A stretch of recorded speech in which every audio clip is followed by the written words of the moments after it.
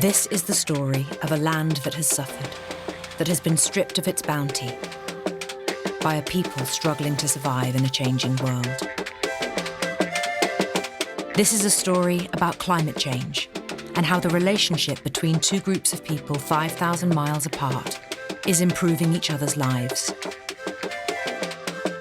This is a story about a community that is helping itself, that is open to change and wants to help the world beyond its horizons. It's also a story that is continuing to unfold.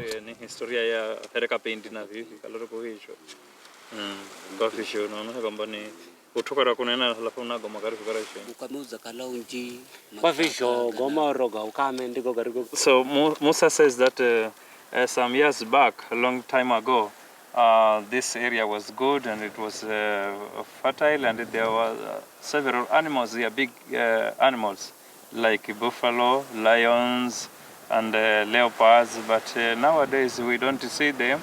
They have migrated to some other areas.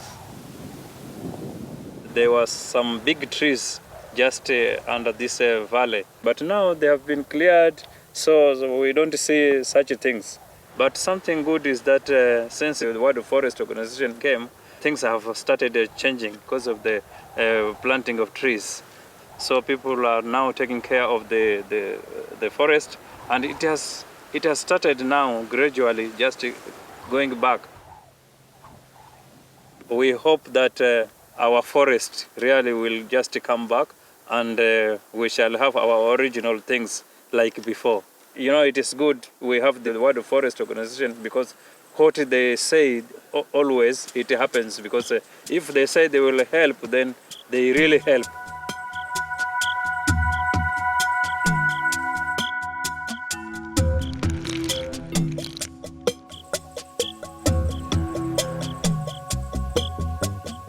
My name's Alex Katana, and I'm the project manager here in Boré. My role is to take care of everything what is happening in this project and the tree planting. There's the World Forest Organization. They have helped us much because they are contributing, and we are making big nurseries like this. Currently we have 110,000 seedlings, different species. So everybody is happy because we are doing this work so that we can distribute in schools, in churches, and in individuals. It's simple. The World Forest Organization supports Alex and his project, the Boré Green Umbrella, to encourage communities and schools to plant trees in the region.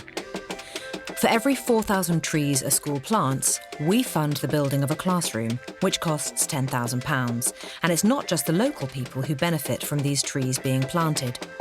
It's really the tropical forests that do the donkey work, the heavy lifting of cooling the planet.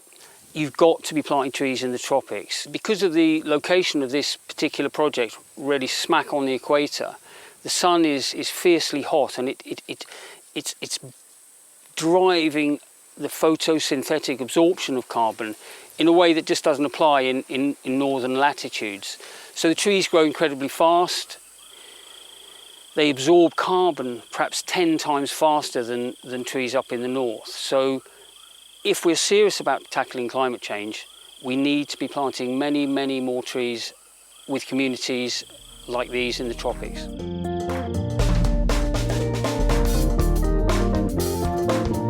It was meeting Rue that helped us to understand how effective and important it is to plant trees near the equator.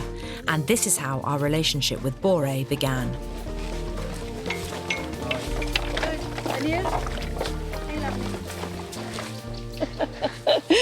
Oh, it all started. It is. 2012, 150 trees planted for our wedding. Fantastic. And they're 6 metres tall and solid. I remember when our mate said, "What do you want for your wedding? What do you want? What do you want?" And we said, "Nothing. No. Nothing. We don't need anything. We've got stuff. We've got all we need." They said, "Come on, we've got to buy you something." And I said, "Really? We don't need anything." And they said, "We've got to do something to mark your union." So we said, "Right, plant us some trees." Yeah. And they said, "It's a bit random, but all right then." And they did. 150 trees at £2.50 a tree. I can't believe just how fantastically successful all of this has been. from little wedding forests, classrooms, the Mothers of the Forest, I the know. Forest Centre that we've helped contribute towards. The thing is we never set out to do all that. We just set out to plant trees. But it's Yeah. all the stuff that's happened as a result of that that's made Yeah. a massive difference. This was where it all started. These are the very roots of the Word Forest organisation. It is. We have come to visit some projects and learn more about what can be done in this area to help people lift themselves out of poverty. This year, we organised our second International Tree Conference in the Boré Community Forest Centre. We invited 25 experts from across Kenya, Uganda, England and Wales to share best practice for protecting and expanding the forests. Tell me how deep it should be. To offset the CO2 for their travel, they each planted a tree. I'm now digging a hole to grow a tree. I'm planting 2,000 trees for my birthday come next month. This is my 4,508 trees that I've planted on my own. As Word Forest organisation, we've had the planting of over 40,000 trees so far. Though it's not enough, but I think it's going to sink part of the carbon that I've created. This sapling was planted in the Boré Green Umbrella main nursery. During the dry season, we do the nurturing, and then when rain comes, then we transplant the seedlings to the community chambers. In this project here, we are not allowed to sell the seedlings. Actually, we distribute it freely. We don't have to sell. It's amazing seeing trees going into the ground and showing people what £2.50 does. It buys these saplings. There's 110,000 saplings down there to choose from, and each of them, in a tiny handful of years, about 5 years, will have absorbed about 1/4 of a tonne of CO2. Every time somebody helps us to put a tree in the ground, we're not just planting a tree, we are planting a legacy. These things will be here, potentially, for hundreds of years. And like after about 5 years, a mango tree will give you 100 pieces of fruit. That will just keep going on. Good tree planting, Simon. You could get yourself a job here, mate. Thanks. Hot work, but very rewarding. This is what the Word Forest is all about, really. It's trees. But this is a hard and uncompromising land. Dry for 9 months and very wet for 3. Planting trees is not as straightforward as just putting them in the ground. You know, I normally say tree growing is different from tree planting. Growing trees it's like, I normally use the example of giving birth. When you give birth, you don't leave your kid just unattended. So when you grow trees, you really take care of the tree from the seedling till it grows to maturity. And I'm very happy that the community is buying the idea of growing those trees so that they can mature, and they are benefiting from slowing down the climate change, which is really, really affecting them. We've learnt over 10 years working here that if you just plant trees, you're not really going to make a kind of a sustainable intervention. You have to do a whole range of allied kind of collateral initiatives, and the Word Forest are doing many of those. What Room means is that a community that is being encouraged to plant trees rather than fell them still needs to make money. Drought and poverty have driven many people to making and selling charcoal, even though it is illegal. As tree cover disappears, so does wildlife. The area just gets hotter and hotter and harder to survive in.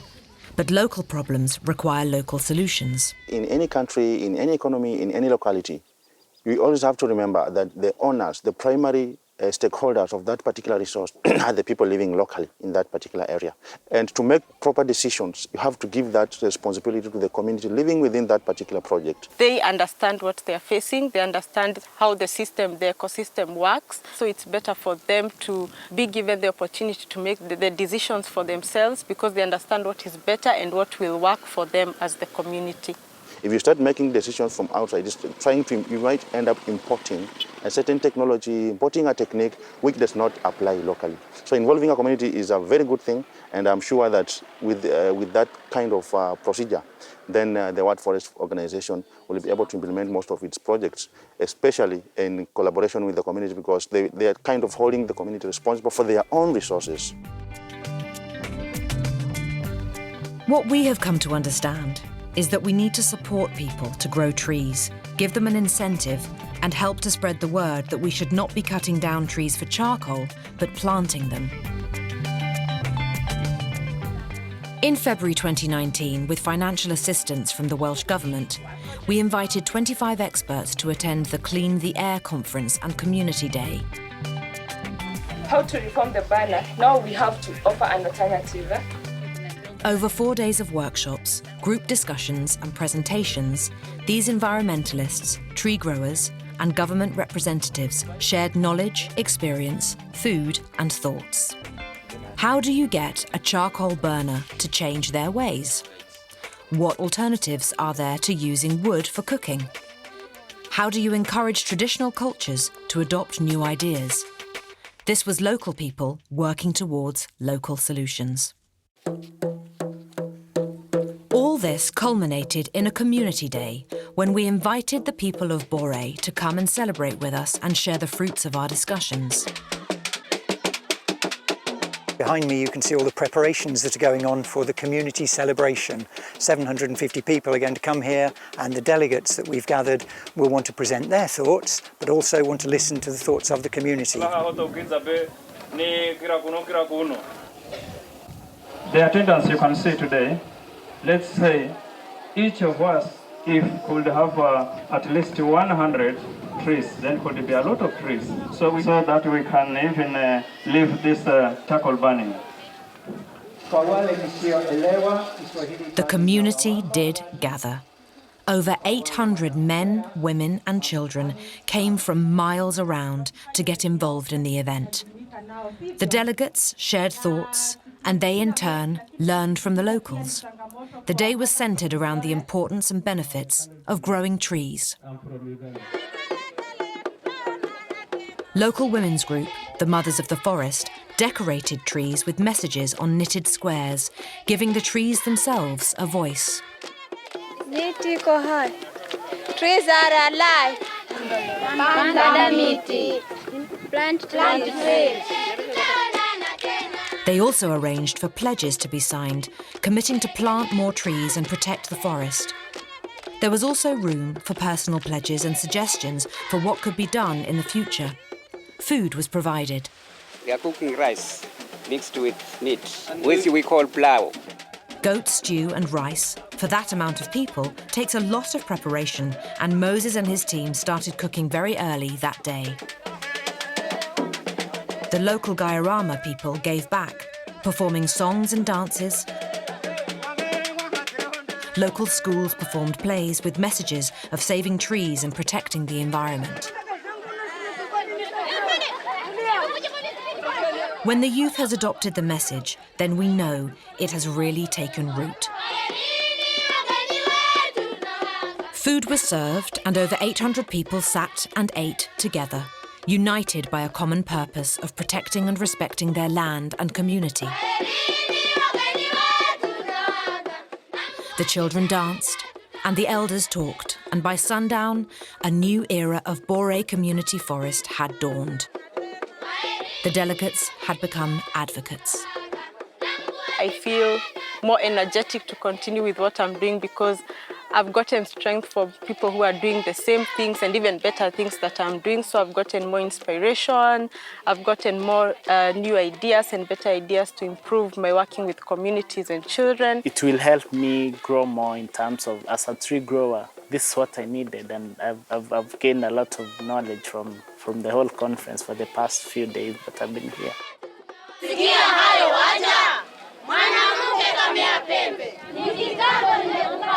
Key players in the organisation of this event was the women's group, the Mothers of the Forest.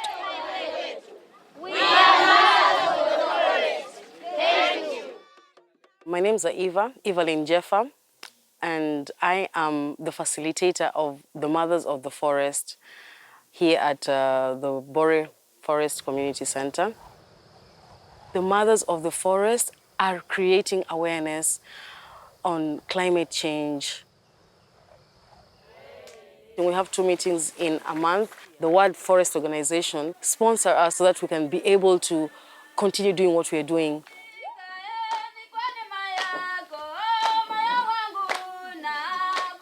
The Mothers of the Forest have formed an incredible group, giving each mother 800 shillings, just over £6, to plant 4 saplings a month ensures they have enough to keep their family for a week. This means they don't turn to charcoal production to make money. They also, in turn, encourage the community to plant trees. Within the first year of existence, they have their own micro-banking system, fresh water kiosks, and social support network. This week, they are starting literacy and numeracy lessons. Despite their incredible resourcefulness, many of these women never went to school. Michael Jefa is their educator. Going to teach somebody who has never gotten any chance to be in school, but now the school has followed that person back at her age. Okay, so right now we're preparing to have our first lessons, the Mothers of the Forest first lessons. We have 3 groups. We have the first group. Which is the first group there? The first group there is for the ones who at least know how to read and write a little bit. We have this group here. Which is this group, teacher? It's the first time for them to start reading and writing. Nice. Okay, so this is the group that has never, ever done any reading or writing. And then we have the third group there that know how to write and read a little bit. There are 40 Mothers of the Forest. Some of them walk for up to 2 hours to get to the centre. They meet twice a month, which gives the women a rare opportunity to come together, share best practices for looking after the forest, and to learn new skills. Okay, MOFA, Mothers of the Forest Academy. An additional benefit of the newly formed academy is that their children have a chance to attend the lessons with their mothers, giving them a head start for future learning. For some, it was their first opportunity to even hold a pencil. Okay, so this is Harusi, and Harusi has never gotten the chance to go to school, and she doesn't know how to read or write. She doesn't even know how to hold a pencil properly, so it's a bit of a challenge for her. This makes me really value education.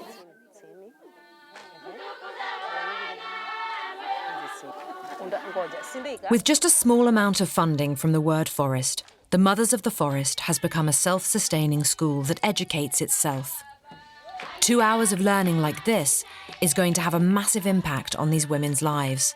If you educate a mother, you educate a community. So these are the first words that they're actually writing. Wow.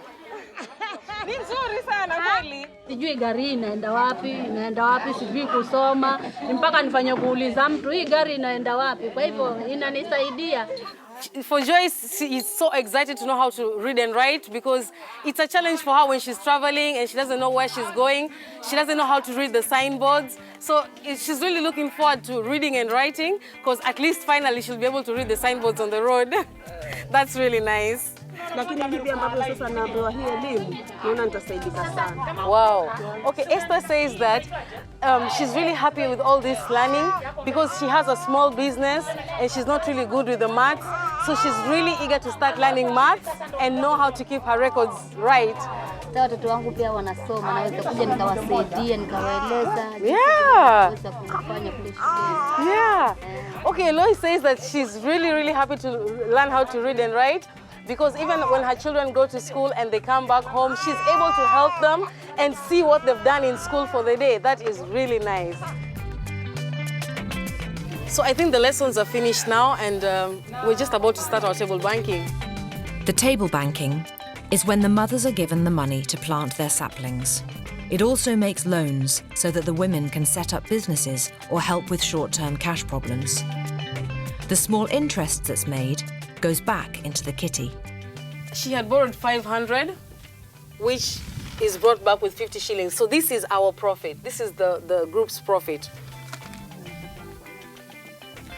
Oh, that is Okay, that's nice. So the husband is the one who asked her to come and borrow from the chama, from the group, so that they can go and clear the child's school fees.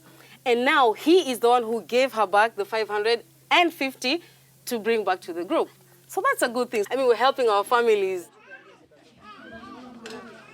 After we're done with our table banking, we have a lovely meal. Everyone is able to take clean, fresh water, which is really important for us. Unusually, the meal is prepared and served by a man.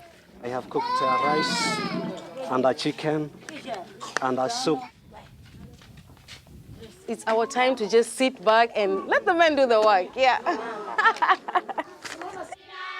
Being a part of this is just a great joy. The community is happy. The Green Umbrella supplies the seedlings.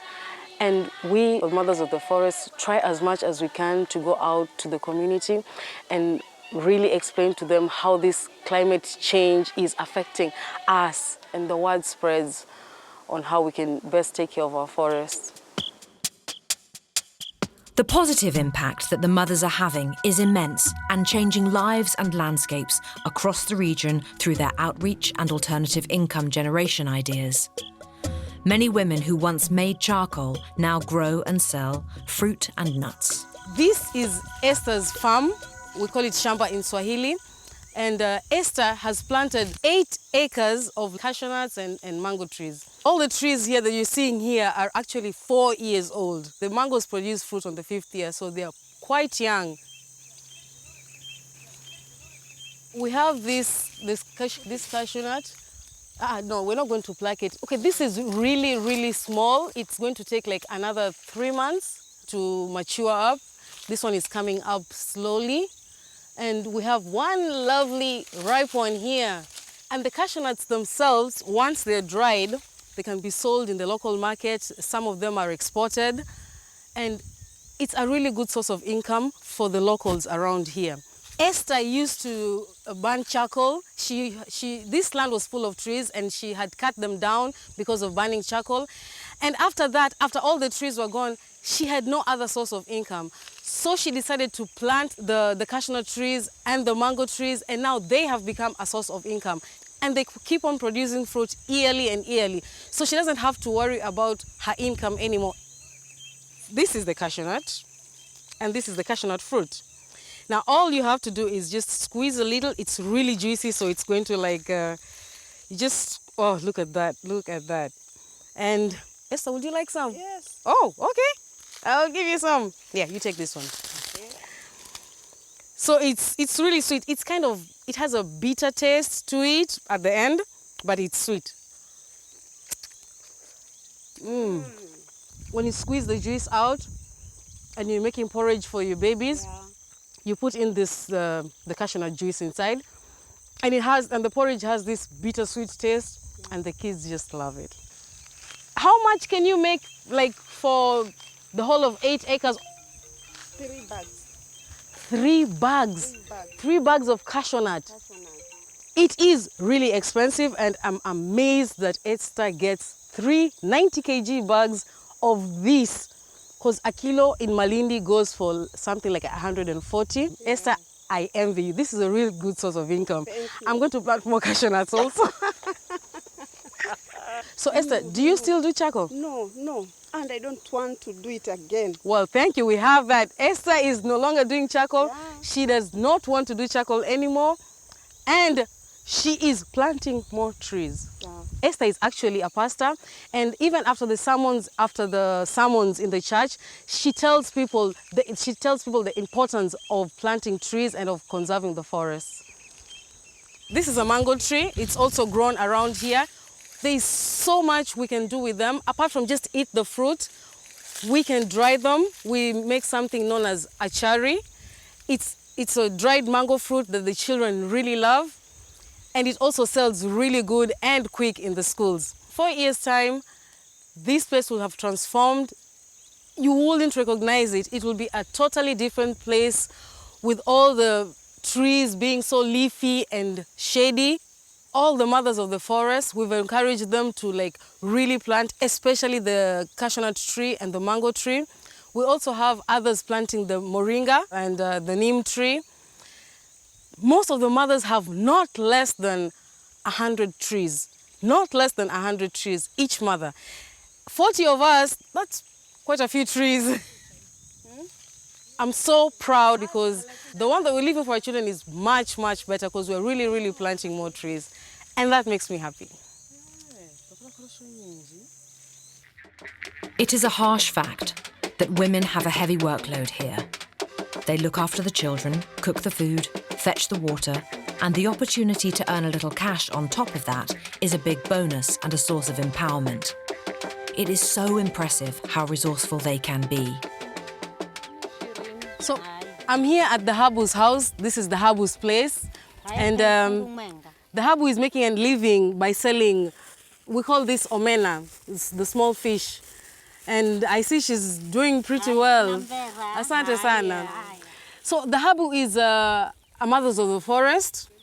She used to earn a living out of making charcoal. And she came to us when she had no more trees to cut.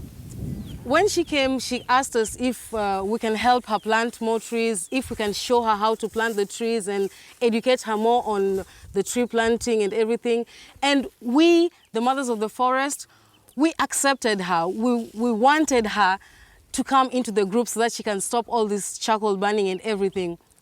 It was really nice for the Habu to come into the group. Now, through the table banking of the Mothers of the Forest, the Habu is able to buy and sell this small fish. She makes something like 200 per day. It is not much, but it is enough to keep her going, which is a really good thing.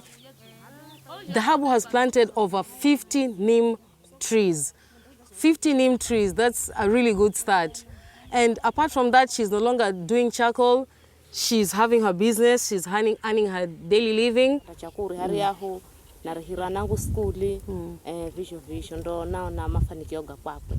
Okay, the Habu says that ever since she started this business, she can be with her family more. She doesn't have to be in the forest cutting trees and all that. She's with her family more. She's actually able to pay for the little ones that are in school. She can pay for them without much hassle. And she feels it's a good thing. She feels proud that she has stopped cutting down the trees. And she also wants to plant 100 trees.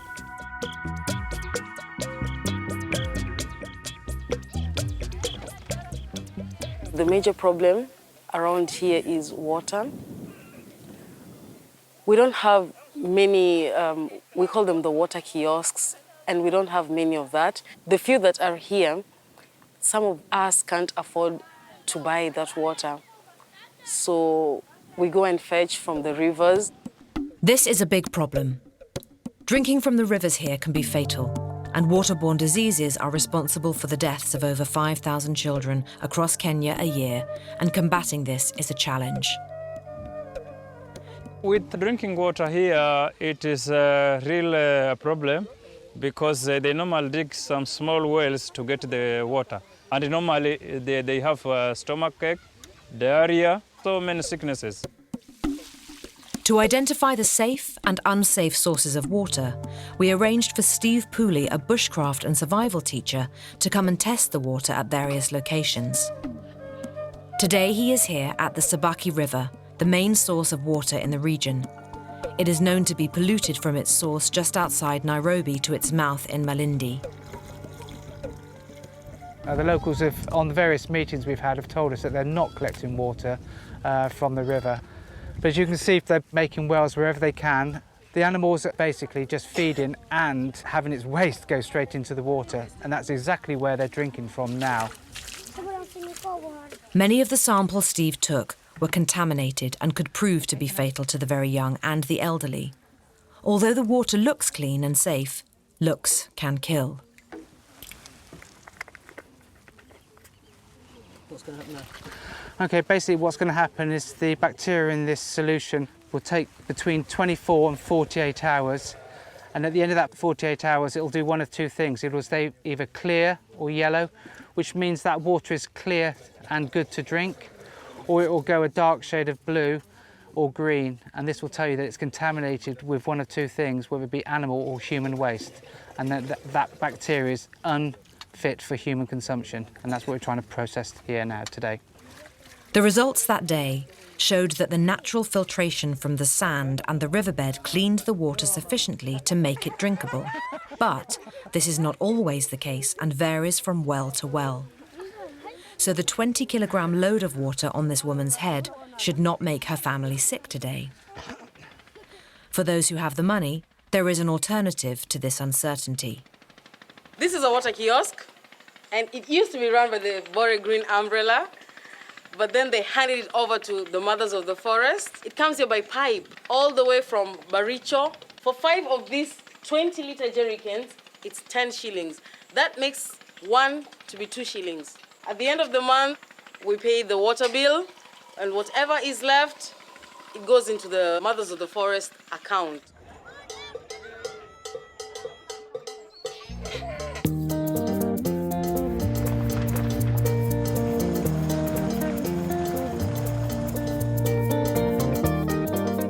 Despite the apparent vastness of this land, it is quite densely populated, and housing is an issue for many people.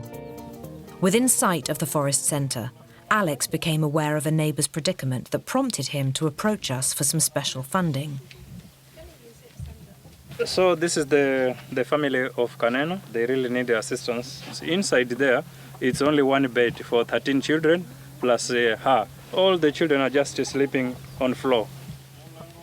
I'm very happy to see that they have a new house there, and they used it to make some charcoal for their source of income. But due to the house, now I think they have changed. It's 2 weeks now.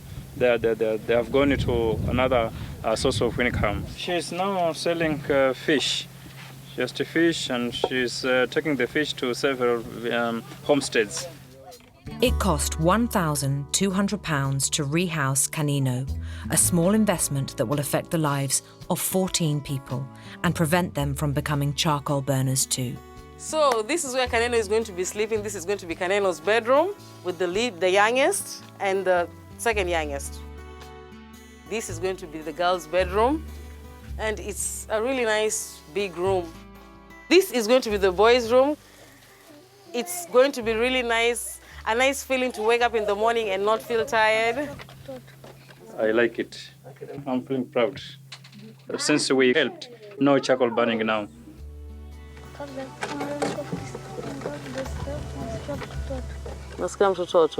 So he says ever since they got the beds, now when they wake up in the morning, they don't feel tired because, sleeping on the floor is really tiresome. So yeah, they're really happy. And they go to school when they're really fresh.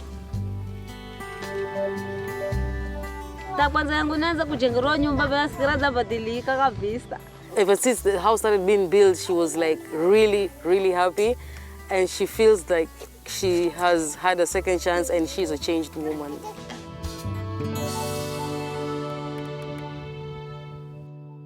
Hi, this is our school. We want to become friends with other students. So this is our very, very first twinning with Michael Jefa's school, the Gracious Junior Academy, and a Montessori school in North Somerset.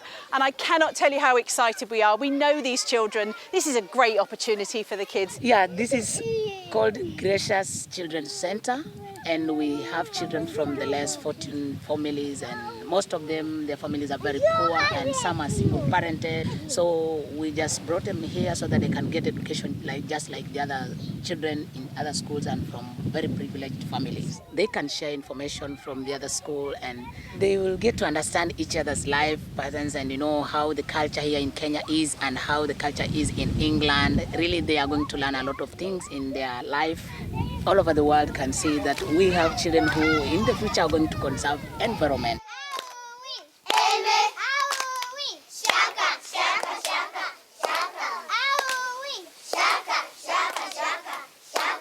So, Michael, can I present you with your certificate? Oh, very Some nice. details there. Thank you very much for presenting this one. And I know they will really love and really plant more trees because of the effort that we're doing. I have the ball. I have the ball. I have the ball. I have the ball. I keep it here. Klein Kinderschool in Somerset stands to learn so much from this twinning. Here is a school that has 0 truancy level and, despite its lack of resources and support, is succeeding in producing students that want to learn, speak 2 languages and have dance moves and songs that are off the scale. What's not to like? It is only education that will break this cycle of poverty. But even the schools are poor here. So building classrooms in return for planting trees is such a perfect combination. We are here at Amkeni School. This is one of many schools that I've seen in this condition. Sticks and mud just really being held together. Children squashed into very cramped conditions. Desks and chairs that are being held together on a wing and a prayer. The new classroom is going to make such a difference. It does make such a difference to their learning. We were talking to the headmaster at Kundeni Primary the other day. Their exam results have gone up by 14 percentage points because they've been in a calm, quiet and cool environment to learn. And that's what's going to happen here. It's what's happening at all of the other schools that we've built classrooms in.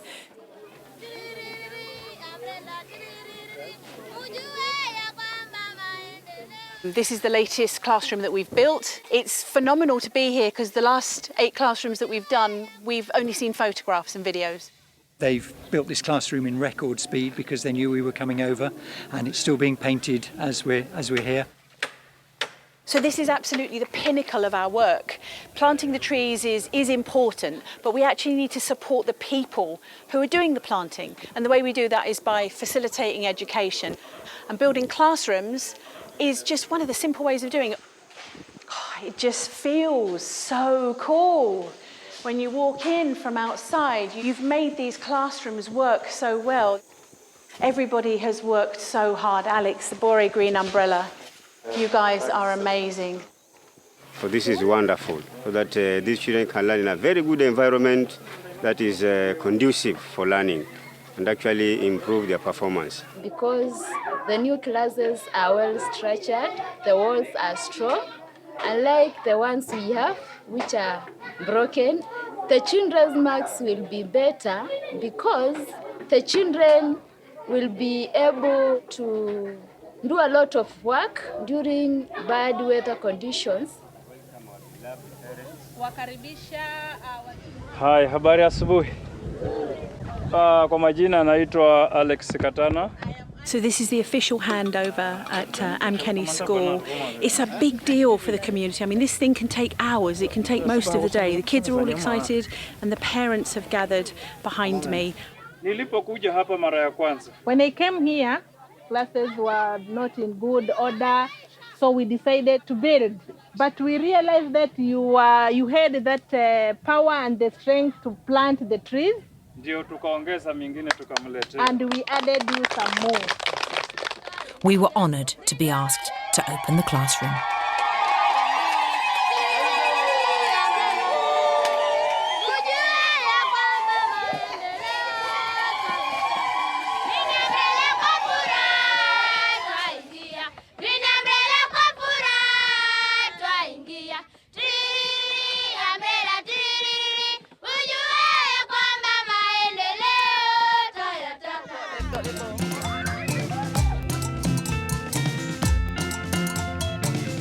If we take care of the children, the whole community will change. Creating awareness on climate change, I mean, it's something that has been talked about so many times, but no one has really been able to get a whole community together. Tracey and Simon had a dream, and they looked for the right people to accomplish their dream. Why would they come all the way here to come and plant trees or to come and pay us to plant trees? But then once I understood that the same trees that we plant are the same trees that are giving them oxygen, I got the idea. So it's a win-win situation.